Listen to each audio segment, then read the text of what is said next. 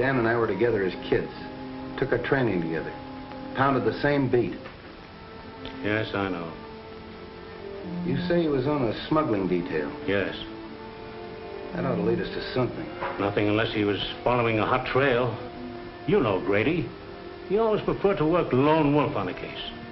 Well, it's in my department now, Chief. It's homicide. Yes, and you have command of every resource of the department. I may need it. Because I'm going to find out who killed Grady if it's the last thing I do. I know you will, Bill. And good luck. Thanks.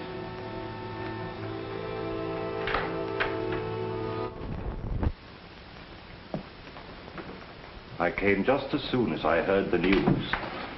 Am I glad, Wong? I sure can use you. Unfortunately, I can't call you in on this case officially. I'm more or less doing it on my own. I'll do everything I can to help. Dan Grady was my friend, too. Thanks. You know what it means to me. Well, not too fast with your thanks. You know, the only reason I've been useful in the past was because in each case the Orient was involved. Well, Dan Grady was assigned to the smuggling detail. And smuggling in San Francisco means the Orient. Let's have a look at his office. Good. Wife and kid.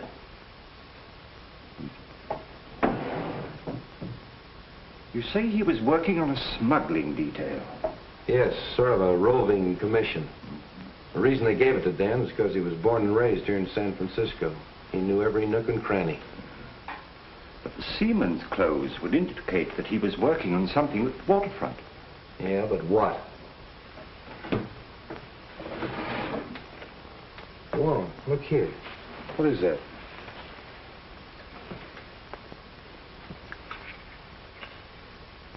Why, that's a rare piece of emerald jade, as fine a specimen as I've ever seen. Carved in the fashion of the Ming Dynasty. Why, the art of that carving has been lost for hundreds of years. This piece is worth $2,000 or $3,000. Really? Dan was sure working on something hot. Probably that's why he was killed.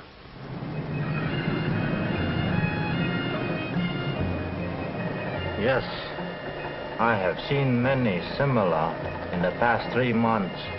From the captured provinces. Even so, from the ruined temple of Lao Ji, is it not so? Torn from their settings by alien hands. Even young China would not use such methods to win its wars. Where did you obtain this? It was in the drawer of the desk of the policeman who was killed. A policeman? A good man. Can you help me? A store called Belton's is on Market Street. There, a wise man could become more wise.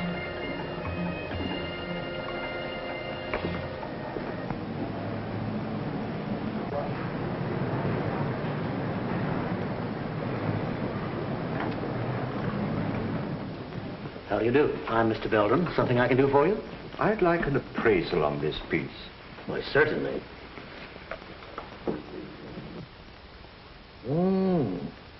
A most unusual piece. The coloring is magnificent. But I'm afraid I can't appraise its real value. But I understood you specialized in Oriental jewelry and art objects. No, only imitations. We haven't a piece of jewelry in the house worth over $50. I'm afraid you've come to the wrong place. So it would seem.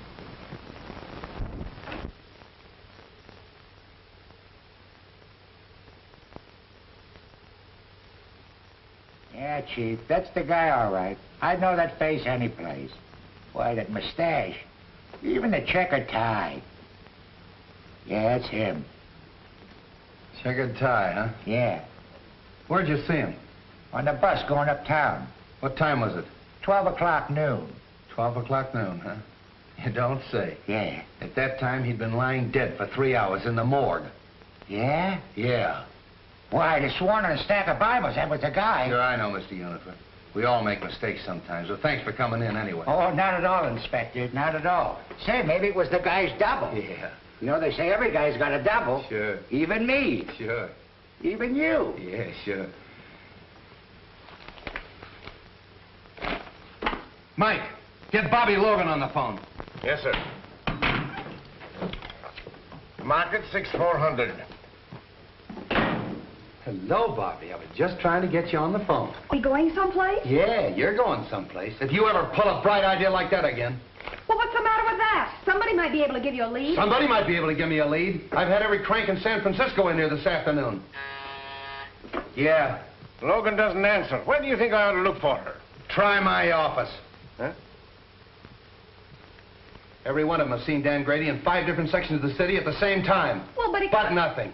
Did you see that guy that just went out of here? Yes. He was on the bus today at noon with Dan. Well, that's silly. Of course it's silly. But I've had to talk to those goofs. That's what your idea's done. Wasted my whole afternoon. Yeah, Mike. A gentleman out here says he saw Detective Grady. What? Miss Logan will interview him. Well, did you hear it? Just faintly. Go on, he's your witness.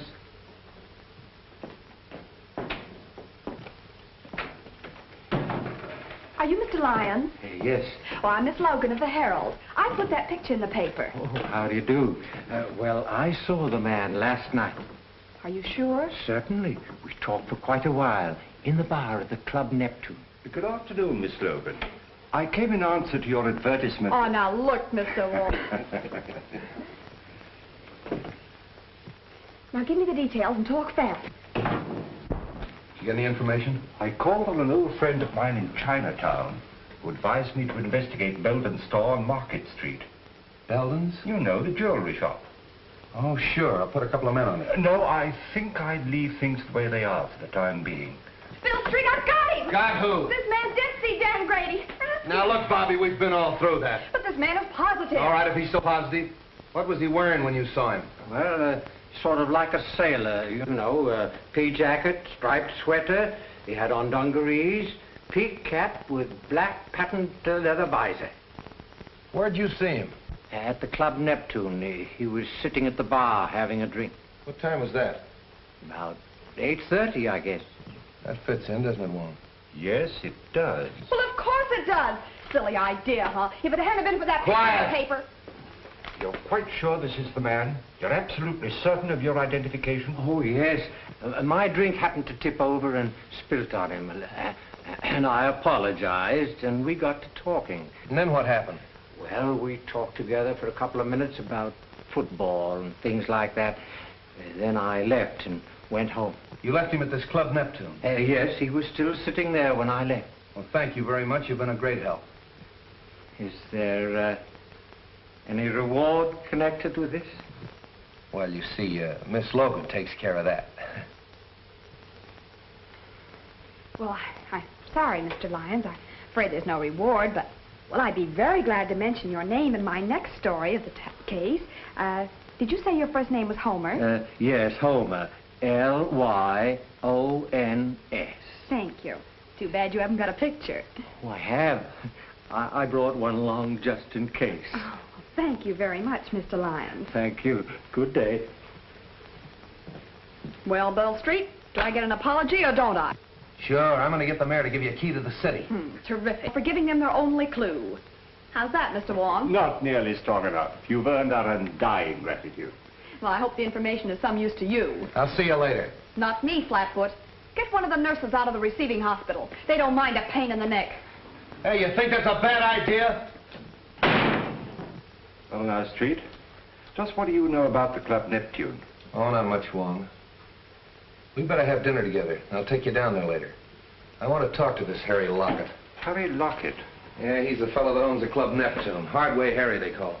Hardway. Oh, a gambler. Yeah, gambler, smuggler, crook, everything.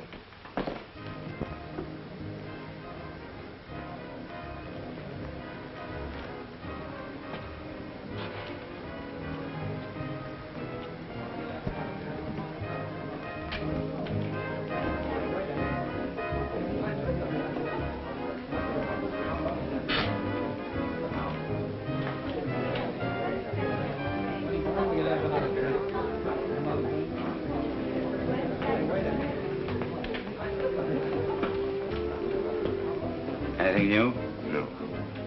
How are things upstairs? The usual crowd, not much play yet. Has Tanya come in yet tonight? No. I want to see her when she comes in. Okay. Get it.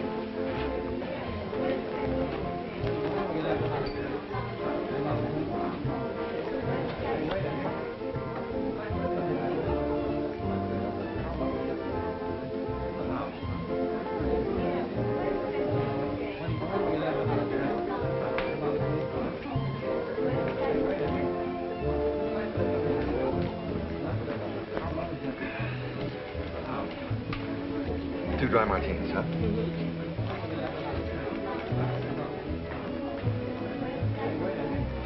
Well, don't you recognize anything? What? I'll bet you don't even know what day this is. Of course I do. It's Friday. That's why you insisted upon coming here for a fish dinner. Oh, no, it isn't. We came here because this is an anniversary.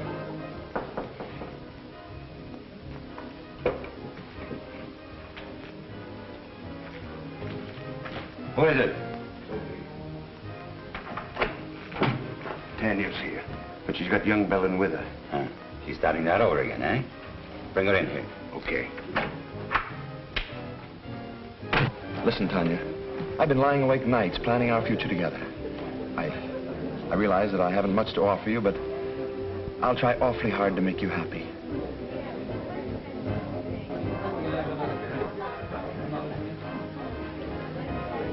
Oh, excuse me, Frank. I think I better go fix my makeup. Surely.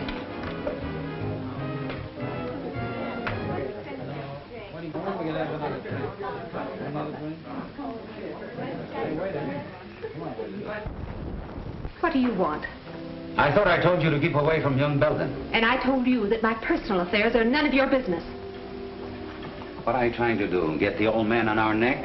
Keep away from that boy or I'll... Or what?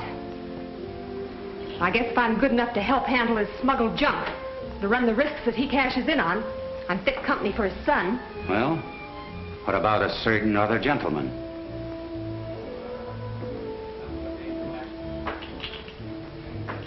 Frank Belden wants to marry me. So, he's got it bad, eh? Wait until his old man hears that. If you open your mouth to make trouble for that boy... So blow me down. You have really fallen for it. Maybe. Or maybe it's just the novelty of finding someone who's decent and on the level. Come on, have some sense. Get the boyfriend out of here and keep him out. We're not in any spot to invite trouble, girlie.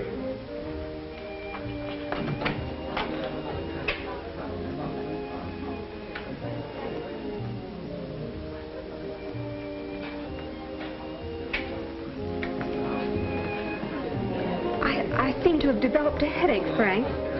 Maybe it was the drink. Oh, I'm sorry. Well, maybe some fresh air will do you good. Shall we take a drive? Yes.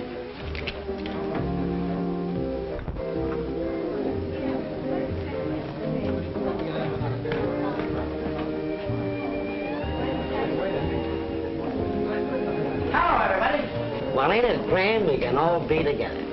Tommy, give me my usual. You know, the good old double. Well, I know you. You're Logan of the Herald. Don't you remember me? I'm the guy you wrote about in that automobile accident. You know, in those days I was a drinking man. Aren't you going to have your dinner? What dinner? The one you ordered. I ordered a dinner? I'm sure you did. Well, skip it. And I know you can handle your drinks better if you have something to eat. I think you got something there. Don't go away. You know, I always forget to eat when I go out stepping. I'm awfully sorry. Oh, that's all right. He was just feeling hospitable. That's easy to understand. The Club Neptune feels the same way, Miss Logan. Gee whiz, I'm famous. Who wouldn't recognize that pretty face of yours if they read the Herald? I'm Harry Lockett. I'm very glad to meet you. I've heard a lot about you and your Club Neptune. So it seems, judging from today's Herald. Oh, you don't sound pleased. I'm not. I don't like that publicity. You don't? No. How about we'll chat in my office? Why not?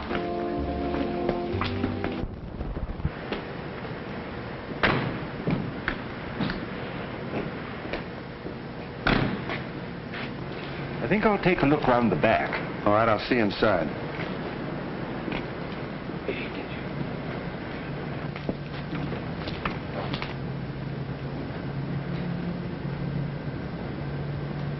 You see, Miss Logan, we don't like newspaper people around here.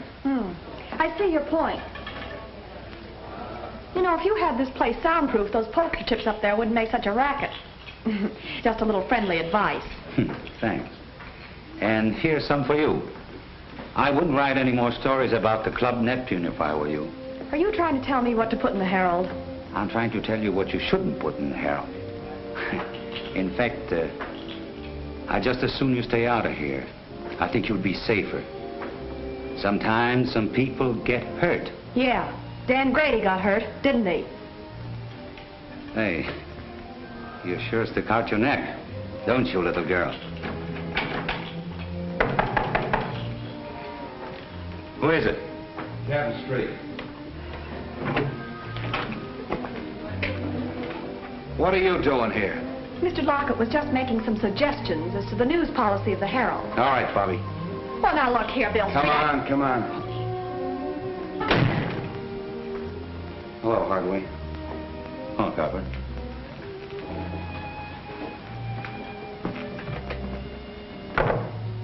Have a drink? No, thanks.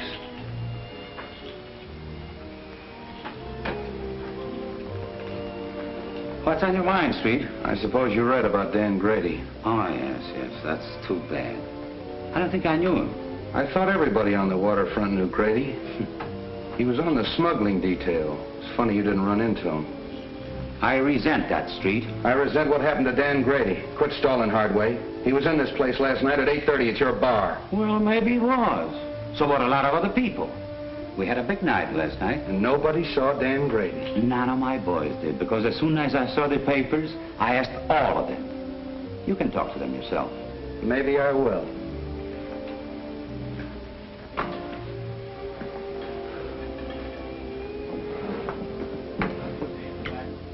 Cigarette? Over there.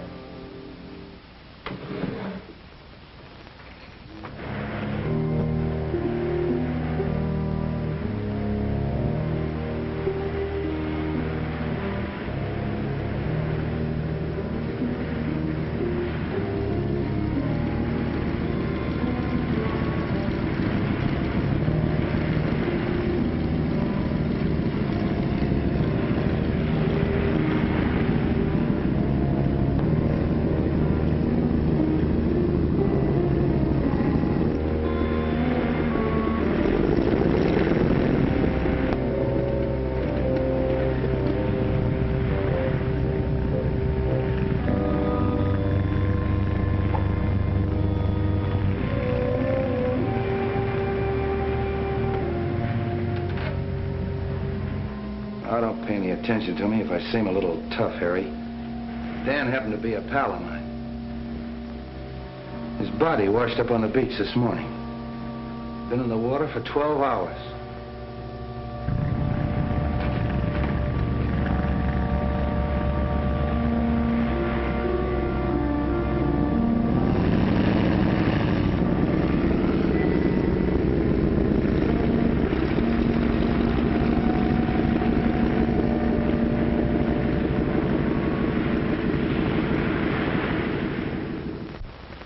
You know, they tied a weight around his legs before they tossed him overboard.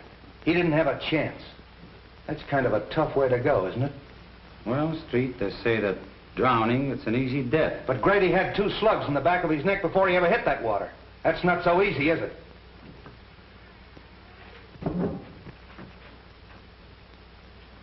Well, Street, if there is anything I can do for you... Open that door. Open that door.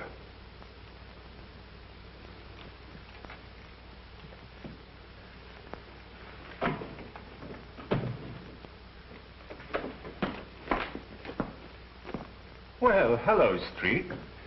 How'd you get in there? The secret stairway in the haunted house.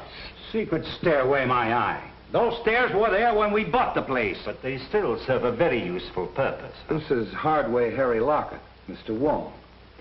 Oh, the Chinese copper. Precisely, Mr. Lockett. The Chinese copper. But to return to our secret stairway, I'm afraid we scared one of your callers away. Evidently, he didn't care to meet my friend, Captain Street. Seafood is our specialty, Mr. Wong. That was probably Cap from the fishing barge. He saw I was busy and beat it. That very adequately describes his exit. He comes in that way because he doesn't like to go through the cafe. Close to the... Slightly fishy, Mr. Locke. Very fishy. I'll get this hard way. If I find out that anything happened to Grady in this place, I'm going to tear it apart. If you ever do, I'll help you. Come on, Wong. Goodbye, Mr. Lockett. Goodbye, Mr. Wong. Oh, sorry. Didn't know you were busy. He's not. Because we're just leaving. I beg your pardon, but... We've met before, haven't we, Miss... Serova's the name, but we haven't met. I'm so sorry. Oh, now I know what prompted my mistake. I saw you sitting outside in a car with young Mr. Belden. What was he doing here? We had dinner here. Do you mind? Excuse the boys, Miss Serova, but it's their business to be curious. This is Mr. Wong, the famous detective. And this is Captain Street of the San Francisco Police. Your head waiter says you found my compact. Yes, it's my desk. I'll get it for you. Drop in any time, boys. It'll be your turn to drop in on us the next time.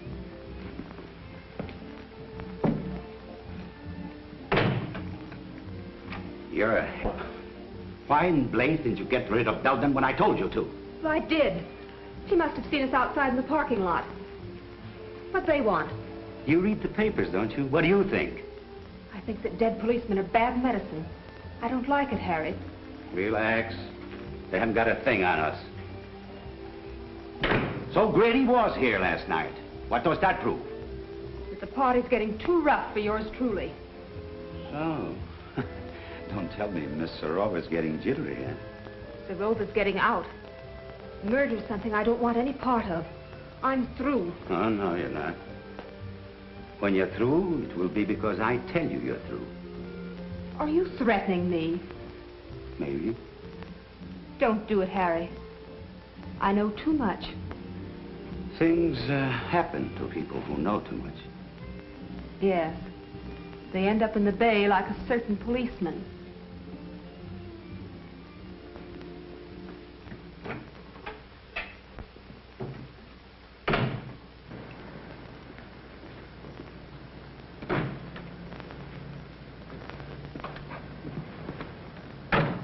That seafood gag of Hardway's was a hot one. I tell you, I don't like the setup. I don't like any part of it. When a dead copper spells trouble, and if this girl starts to talk... But this idea of mine is something entirely new in radio, Mr. Forbes. Nevertheless, I'm against continuing the program. But Forbes, Belden's has had a radio program for years, and it's been excellent advertising. Not excellent enough to keep you out of the receivership. I represent the creditors, and I cannot approve the expenditure. But, Mr. Forbes, I'm sure this new idea of mine will create a lot of interest. That means customers for Belden's. I can only judge by past performance, Mr. Griswold. Results have not warranted the expense. They all here? Yes. Oh, but, Mr. Forbes, this is a novelty, a complete one-act play in which I enact all the roles, male and female. You see, Mr. Forbes, impersonation is my forte. I think persistence is your forte. Well, I tell you, this is the type of program that's bound to create comment. Why not give it a chance? Just glance through this and you'll get the idea. After the commercial, the music fades out and you hear footsteps and a knock. Now, read from there on.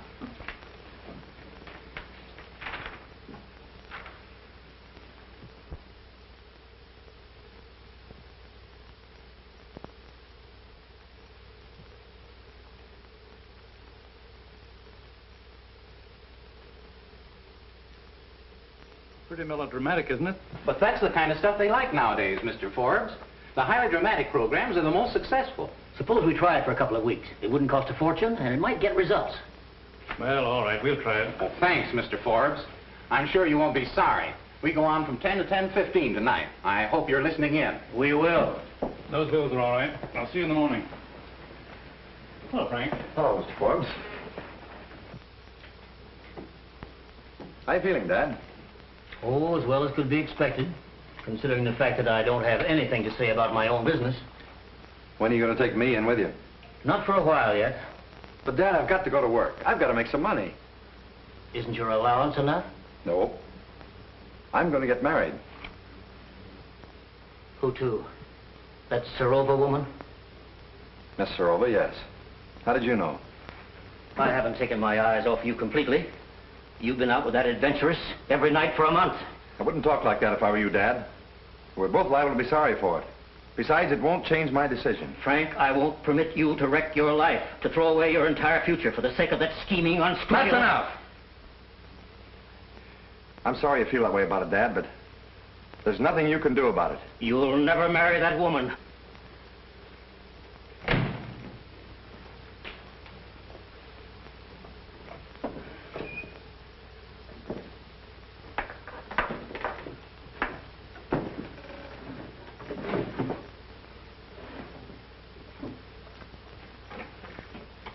Hey, have you been fooling around my desk? Me? Mm-hmm.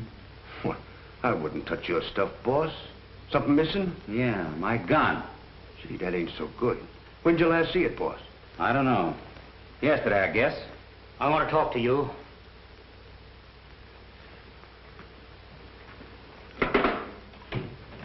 Say, what are you thinking of coming down here after what's happened?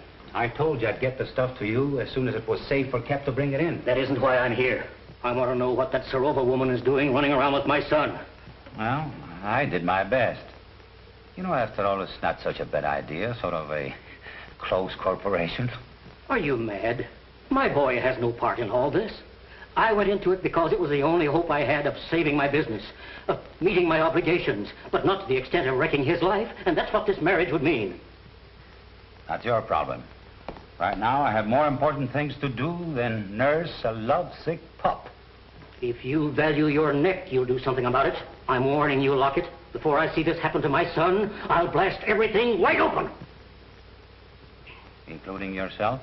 Including myself. Uh-huh. I see you. You like the idea of a few months on Alcatraz? I'll stop at nothing.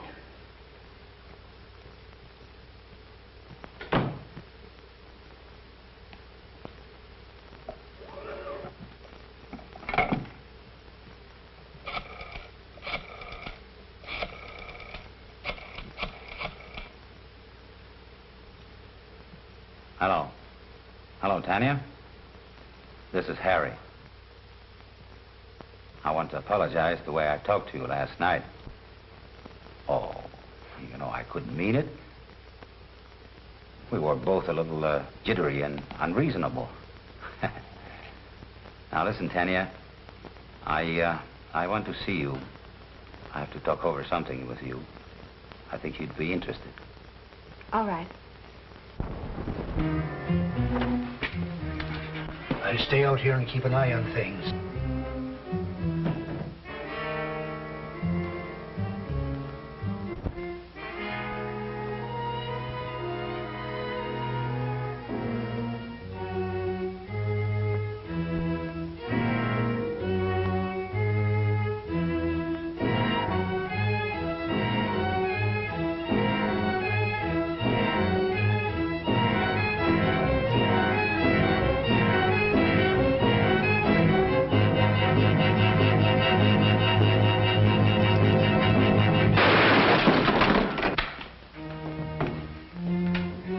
Mr. Wong! Mr. Wong! It's all right, Clancy. He missed me. Oh, I'm glad of that. Who was it, sir? I haven't the least idea, but the shot came from there. Well, we'll find out who that is.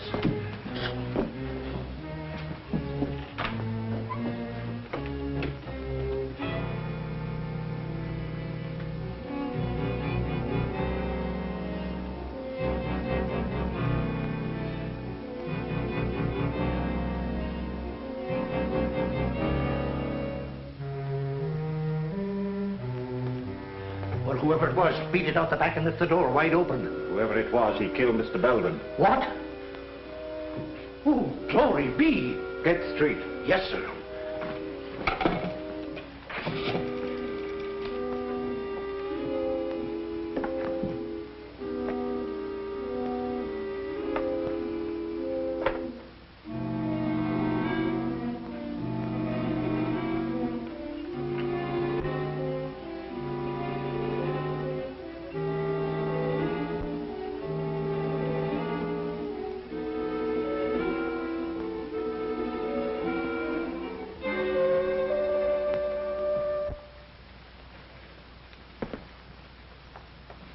This case has got a million angles. If this jade matches the stuff we found in Grady's office, Belden had a fortune hidden away. And I can't understand why he was in receivership. Well, perhaps he went into this kind of business to get out of receivership. What's that receiver's name? Maybe he can help us. A man named Forbes. You know where he lives? At the town apartments. We'll go up and see him. Clancy, call my office and have young Belden picked up. Tell him to hold him till I get there. And wait for the coroner. Yes, sir.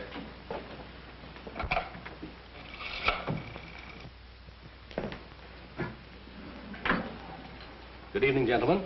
We want to see Mr. Forbes, John T. Forbes. Who's calling? Captain Street of the police department. Ring 22, please. Captain Street of the police department to see Mr. Forbes. Yes, sir. Go right up, Captain Street. That's number 22.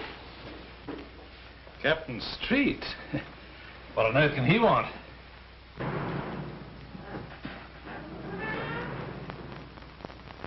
I wonder if I've forgotten a speed ticket. Excuse me. Pray to take my hand, will you? Okay, but it's 10 o'clock and I'll have to meet Elsie. Probably won't be very long.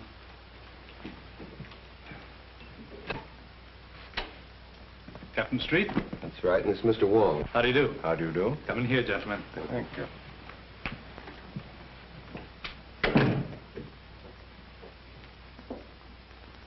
I'm afraid we interrupted your game, Mr. Forbes. Oh, that's all right. Sit down, gentlemen. I've heard a great deal about you at one time or another, Mr. Wong. I'm certainly glad to meet you. Thank you. Well, now, gentlemen, what can I do for you? Might as well come to the point, Mr. Forbes. Frank Belden Sr. of the firm for which you're receiver was found dead a half an hour ago in his store. What? Poor old Frank. I had no idea he felt so desperately about it. Of course, I knew his financial affairs were in bad shape. It was not suicide, Mr. Forbes. He was murdered. Well, this certainly knocks me out. I've got to have a drink. How about you, gentlemen? Thank you, no. Well, thanks. Murdered. Who found him? Give me more of the details. Mr. Wong found the body. Wong? Were you in the store? I was making an investigation of Belden's stock. I found this worth at least $2,000 or $3,000. And there are several more pieces, too, just as valuable. I thought they carried only cheap costume jewelry. Could he have been concealing any valuable assets from me? That's exactly what we wanted to find out. I'd like to go down to the store and make a complete examination of that stock. Will that be all right? I think it's a good idea.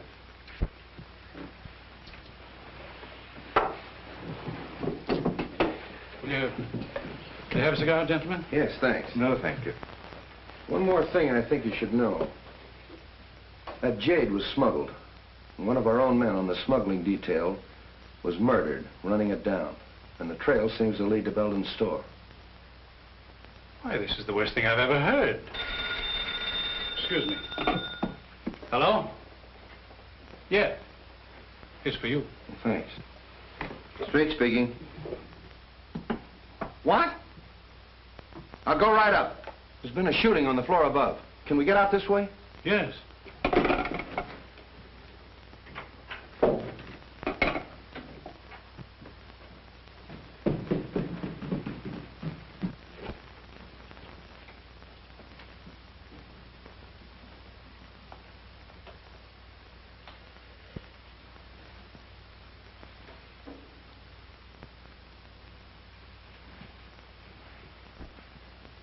That's that Serova girl.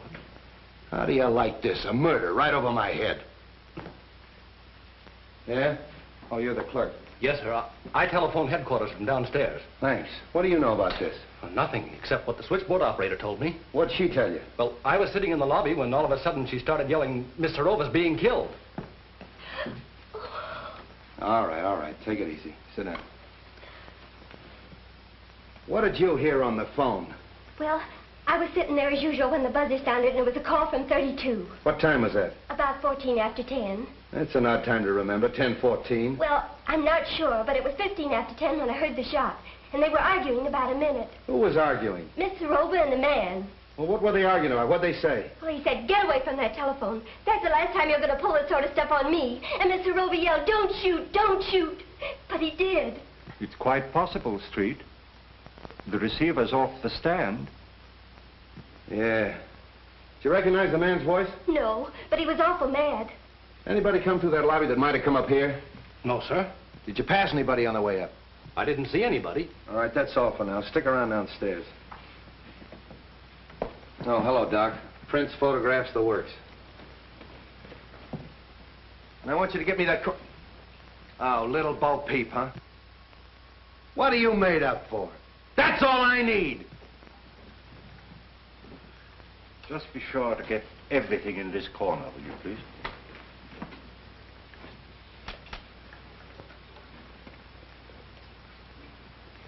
Hello, Bellard. What are you doing here? I thought I told you to tail Hardway. I was trailing him. I lost him in the traffic at 8th and Market around 9 o'clock. I've been looking for him ever since. That's wonderful. Get my office on the phone. Get me police headquarters. Hey. Remember the last guy we saw Soroba with? Hardway Harry. And he ditched Ballard an hour ago. That's our man. Just a minute. Hold it, Mike. Hello, Mike. Hardway ditched Ballard about an hour ago. 8th and Market. Yeah, I want you to send out a couple of men to have him... What? Hardway Harry's been sitting in my office for the last hour. Operator. Get her off the phone! Come on, get off there. Put that thing on. Look, Get out of here. Street, you said that Harry Lockett did it. I was just phoning the office. How could he be doing it when he's sitting in my office? Well, I don't know. It was your idea. Oh. Oh, don't go away. Do you know anything about this? Even if he didn't do it, he could have had it done. Harry's alibi's too perfect. Hello, Mike. I want you to hold Hardway. I don't care how you hold him, hold him. Bill and May. Will you stop? Well, Bill, the housekeeper... Will you quit picking on me? Mr. Wong, the housekeeper saw a man sneaking up the back stairs. Sit down. I'm sorry, who are you? I'm the maid on this floor. Well, where were you in this... She was looking in the door. Will you be quiet? You say you saw a man coming up the back stairs. I finished by 10 o'clock. I was going down the back stairs when he came in. Who came in? The young man. What young man? Mr. Belden. Belden Jr. He was in the habit of using the back stairs? Sometimes. Then he had his own key? Yes, sir. That settles it. Ballard, pick up young Belden. Good idea. That's all for now, thanks.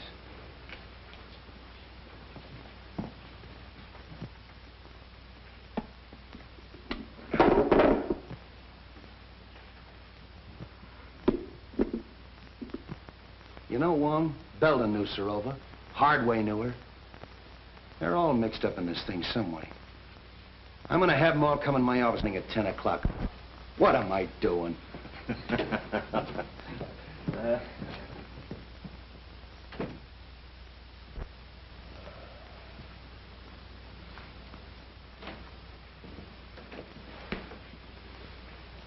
Sit down, Hardway.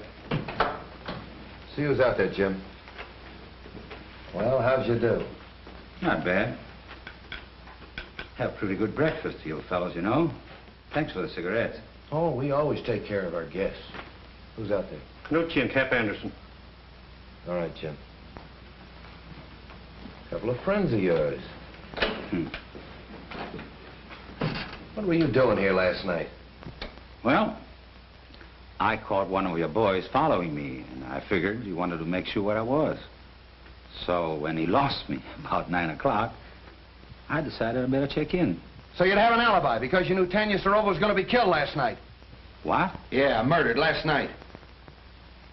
Oh, coming in here wasn't such a bad idea, was it? What time did you get here?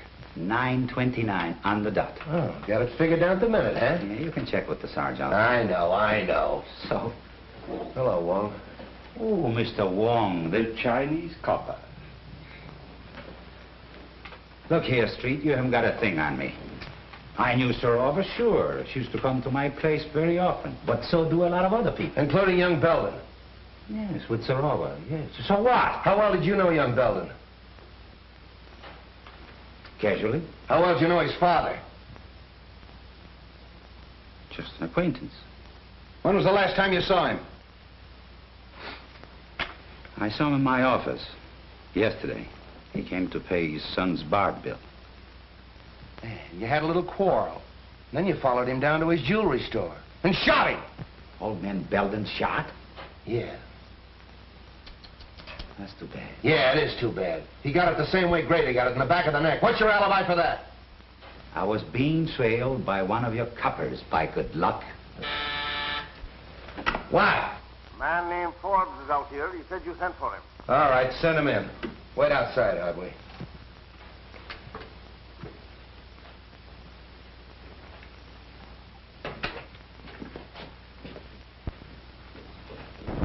You want to see me, Captain? Yes. You know Mr. Wong. Oh, yes. How are you, Mr. Wong? Forbes. We were kind of interrupted last night, and I'd kind of like to find out what you know about young Belden. Well, I'm afraid I can't tell you very much. Well, what sort of a kid is he? Well, he's always struck me as being a rather nice sort of a chap. Quiet, well brought up, and... So you don't think for a minute that he had anything to do with his father's murder? Maybe. I do know he's mixed up in Sorova's death. Oh, I can't believe that, Captain. Why, it isn't possible. I'm afraid you're wrong. There's Belden, Captain. Picked him up in a quick lunch joint, having coffee. All right, sit down. Have you met Mr. Wong? Perhaps you met him last night. Well, I've never met Mr. Wong. How do you do? We've been looking for you all night. Where were you? I don't know why the police should be interested in my movements. What's this all about? What were you doing in Tanya Sorova's apartment last night? Oh, we know you were there. The maid saw you sneaking up the back way. If I were you, I'd tell the captain all he wants to know. Well, I don't know what this is all about, Frank, but you're welcome to my legal advice if I can be of any assistance to you.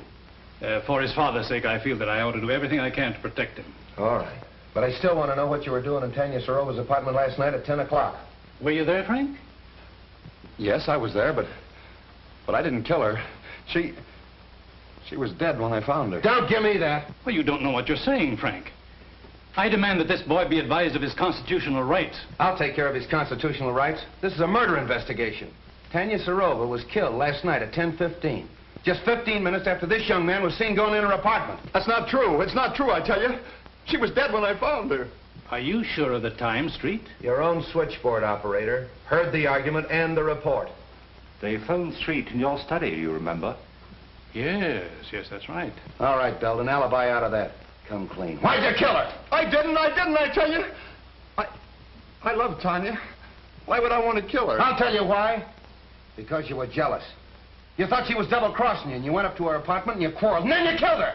That's a lie. Every word of it's a lie. So you found your sweetheart murdered, and what did you do? You ran out and hid. Why didn't you call the police?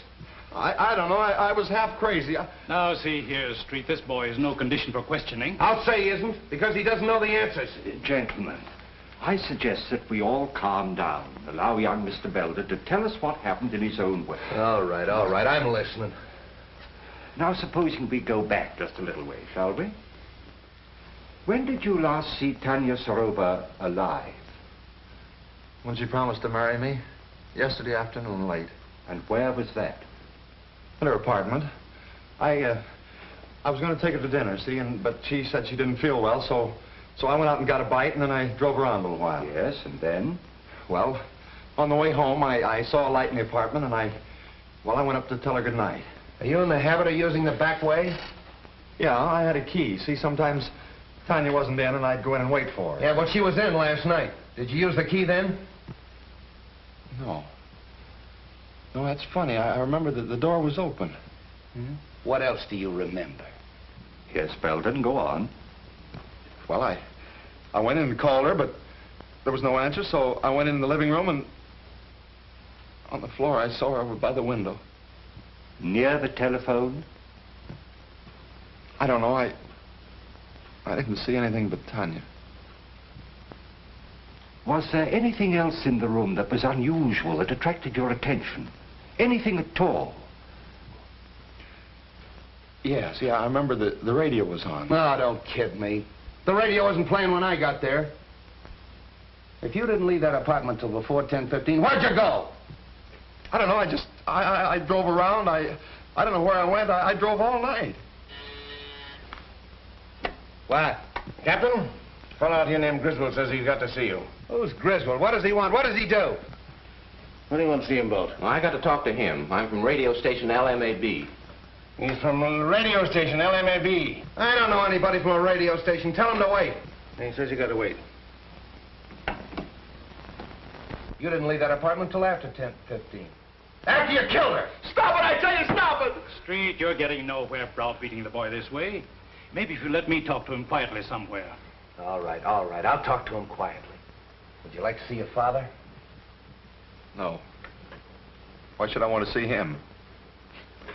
He's probably glad she's dead. Why should he be glad? Doesn't he like her? No. Did you quarrel over with your father? Yeah. Yeah, we had a quarrel and I walked out on him. And then you walked back last night to his jewelry store and shot him, killed him. You mean my father's dead? Stop it, will you? Stop it! What are you trying to do to me? Somebody get me a glass of water. Oh, never mind the water. Oh, I protest. Get him a glass of water. Where is it? Outside. Something wrong, Captain? Yeah, give me that brandy.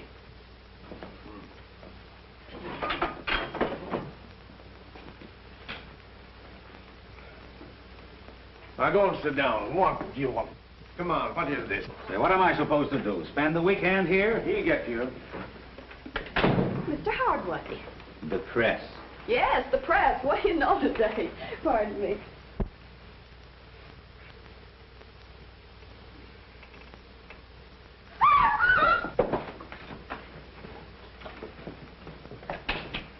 What's the matter?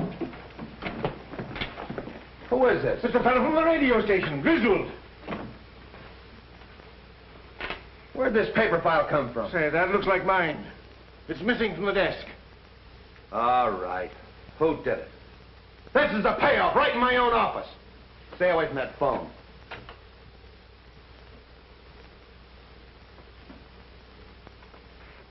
Start talking, Hardway. What, again?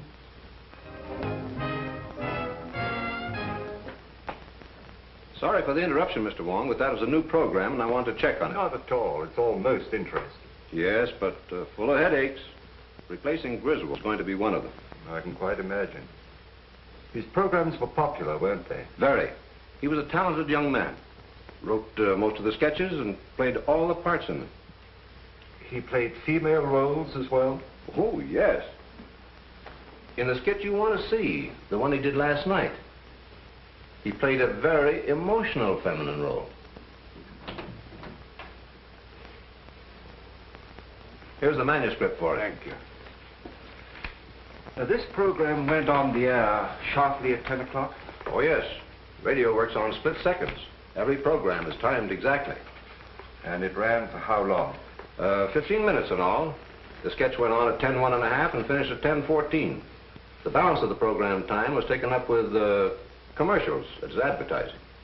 Would it disturb you if I turned on this program? Not at all. I've just finished. I'd like to take this with me. Oh, perfectly all right. Thank you very much. Goodbye. Goodbye. On the air, presenting for your entertainment the first mystery thriller in their new series of programs.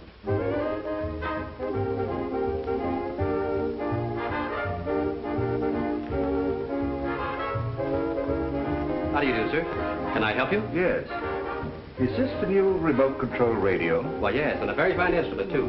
I wonder if you'd be kind enough to give me a demonstration. I'd be glad to. Won't you sit down? Thank you. Now, this is the remote control box. Looks like the dial of an automatic telephone. And works very much on the same principle. You see, it's not attached in any way to the demonstration radio. However, being in any part of the house and desiring to change the program, we simply switch the dials and the radio automatically switches. I'll show you. California, fair, Tuesday and Wednesday. Moderate temperature, light to moderate northerly wind off coast. At just what distance would that still be effective? Guaranteed up to 200 feet. Tuesday and Wednesday. Rains extreme northwest. And you can shut the radio off the same way? Oh, yes. Just press down on this right here. Coming southerly and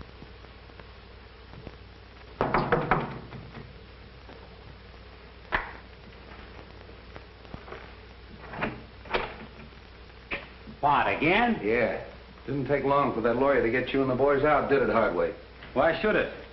Say, listen, you can't hang that murder rap on any of us. Somebody killed Griswold, and 3 of you were there when it happened. Yeah, and plenty others. That office of yours was a close second to a railroad station. But what's this visit for? According to ballistics, the same gun killed Serova, Belden, and Grady. Mind if I check yours? You know I don't carry a gun. I haven't had one around here in years. Come on, search the place. You think if I had one, I would keep it here just to show? Looks like you're getting a little careless, Hardway. If that gun matches those bullets, it'll be too bad for you. Get that to ballistics. So you still think I killed Serova while I was in your office, eh? You could have farmed that rod out. Take him away. You're making a mistake, Street. Murder is not my racket. Maybe. We'll wait and see what that ballistic report says.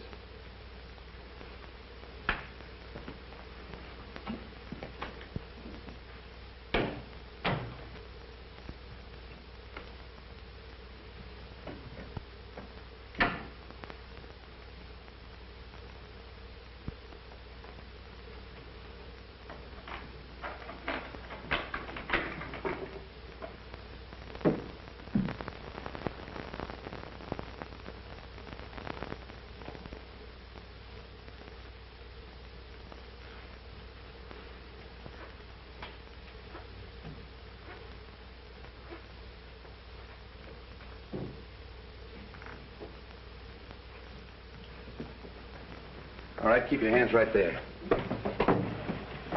Turn around. Oh, Cap Anderson, huh? From Harry Lockett's fishing barge. So this is the seafood you supply this place with, huh? Same stuff that Wong found at Belden's. Now I know how it comes in and how you get rid of it. You better figure on spending quite some time ashore this trip, Cap. You can't beat this rap so easy. Out that door.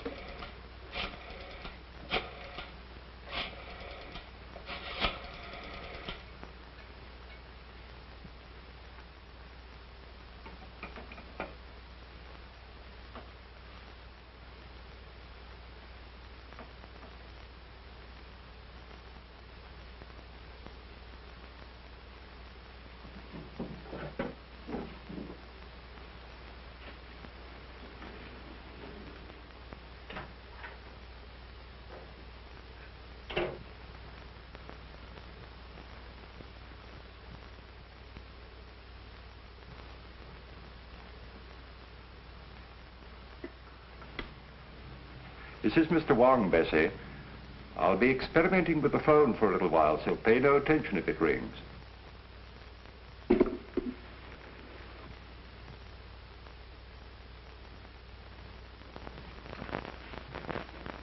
Oh, come in, Forbes. Oh, it's you, Mr. Wong. Well, that is a relief. I was wondering who was up here. Oh, you put that string down past my window. Yes. When I found the receiver off the stand last night, I had an idea that the switchboard operator was intended to overhear what she heard. I don't follow you. I believe that the murderer had a way of forcing her to listen at the right time. You think that a murderer would deliberately invite a witness to his crime? He might arrange to have her think she was a witness. With a piece of cord, a telephone, and a radio. I don't understand. Now, this radio is a new remote control model. Now, let us assume that a certain radio program exactly fitted a given situation. How easy it would be to tune in the desired station at the right time and be nowhere near the instrument. Oh, I see. You mean that the crime could have been committed some time before? Of course. And by any of our suspects who had such cast-iron alibis. Partway Harry Lockett, for instance, who planted himself in Street's office at the supposed time of the murder. Any of his friends. Even young Belden? Even young Belden. He was here at 10 o'clock. Who knows? Perhaps it was his second visit. You don't believe that, do you? No. Nor that any of the others did it, either? No.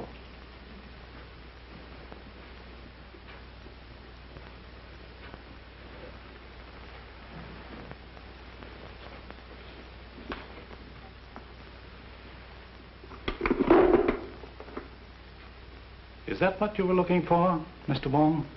Yes. And you pulled the cord. When I went to get the drink. And when you reached for the cigars. I turned off the radio by remote control. Thank you, Mr. Forbes. Keep away from that telephone. Get over there.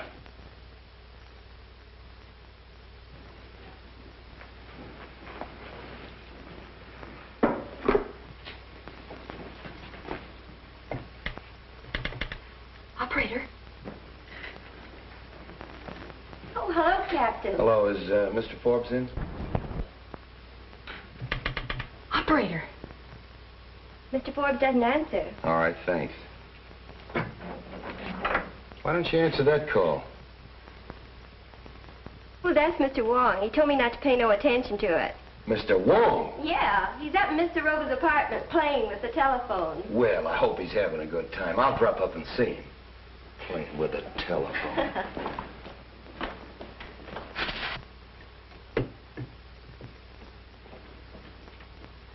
I killed Grady because he was in the way, and Belden because he was getting ready to talk. Griswold when he recognized his own program, and Tanya Sorova because she knew too much.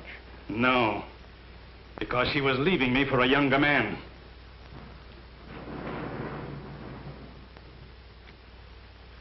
It's you who knows too much. Wong, this is Street. Just a moment, Street.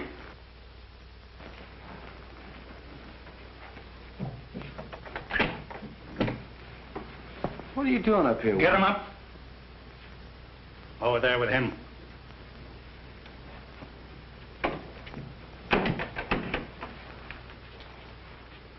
Well, the two of you. That makes it perfect.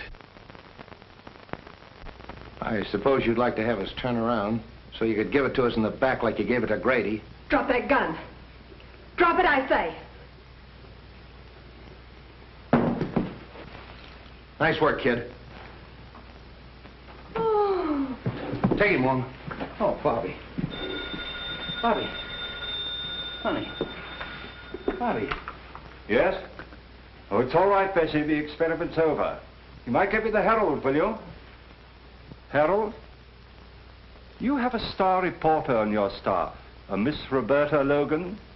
She has just been instrumental in the capture of John Forbes, confessed murderer in the Dan Grady Sorova case.